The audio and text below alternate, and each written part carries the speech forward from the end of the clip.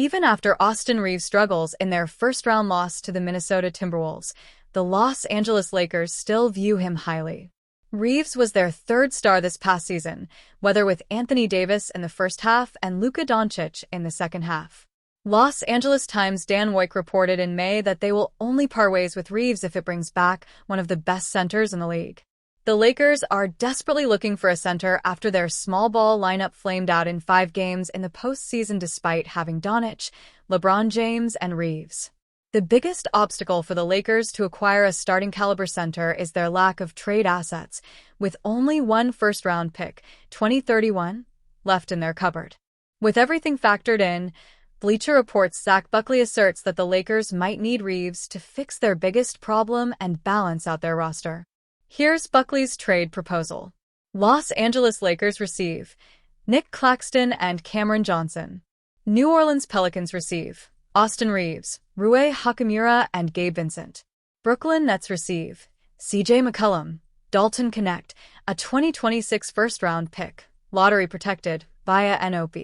A 2029 first-round pick, top 5 protected, via NOP, and a 2031 first-round pick, via LEL. Lakers fix their biggest problem. According to Buckley, the Lakers would get their own rim-running big in Claxton, plus a high-end shooter with some flexibility on defense in Johnson. The Lakers will essentially swap 2 of their starters, Reaves and Hachimura, with their 2031 first-round pick and Dalton Knecht as the sweetener for Claxton and Johnson to fix the imbalance of their current roster and shore up their defense. Both net starters have been on the Lakers' radar for quite some time now, especially Claxton. According to Anthony Irwin of Clutch Points, the Lakers have held trade talks involving Claxton among other centers available on the trade market. A starting 5 of Doncic, Johnson, Dorian Finney-Smith, assuming he opts out and re-signs with the Lakers, James and Claxton is more balanced than their playoff roster. Johnson is taller than Reaves and is way better defender, who can take on the opposing team's best backcourt players and shield Doncic on the defensive end. A frontcourt of Finney-Smith, James, and Claxton will be a force to reckon with on both ends of the floor, especially on the defensive side. But another issue comes up. However, with the Lakers sending out 4 players and only 2 coming back in, Buckley's trade proposal also creates a problem for the Lakers, who will only have the $5.7 million taxpayer and veteran minimum to round their bench. The Lakers could gain access to the $14 million non-taxpayer MLE if James opts out of his player option and take a significant pay cut in a new deal. If they will only the taxpayer MLE, they could split that in 2 rotation players. Jared Vanderbilt will be their 6th man, get Jordan Goodwin back, and another big. Then the next question the Lakers will have to ask is Bronny James ready for rotation minutes in his second season?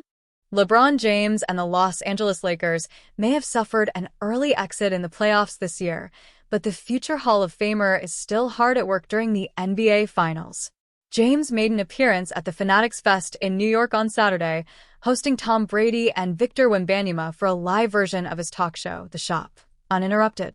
The Lakers star took the opportunity to reveal another business venture, debuting an exclusive pair of LeBron X Nike Air Force Ones. James also took to Instagram to show off the footwear, garnering some big reactions from fans. Many approved of the new look from James. "These are hard fire," one fan commented on the post. "Can't wait to grab a par," wrote another, adding 4 fire emoji. But others had more critical feedback, with some saying James should not mess with the iconic Air Force Ones. "Let's just leave the AF one alone. Go remake or redesign something else." A fan wrote, "His shoes don't sell, so steal the blueprint from another shoe? Whack," added another critic. While James saw an early end to his NBA season as the Lakers were bounced in the first round of the playoffs by the Minnesota Timberwolves, the star player does have a big basketball move coming later this summer. He needs to make a decision on a player option in his contract for the 2025 to 2026 season that would pay him more than $52.6 million.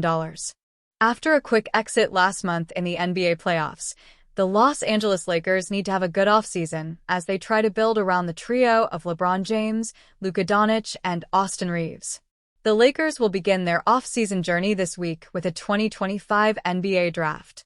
Los Angeles has the 55th overall pick in the second round, which could net them a young player whom they can develop in the NBA G League. However, most Lakers fans' attention is on free agency and the trade market, as the Lakers need a center who can protect the rim and also be an offensive threat. The free agent market isn't appealing, so the Lakers' best bet might be acquiring a center via trade, despite not having a lot of draft capital. That said, Los Angeles has reportedly made an offer for a young center playing in the Western Conference.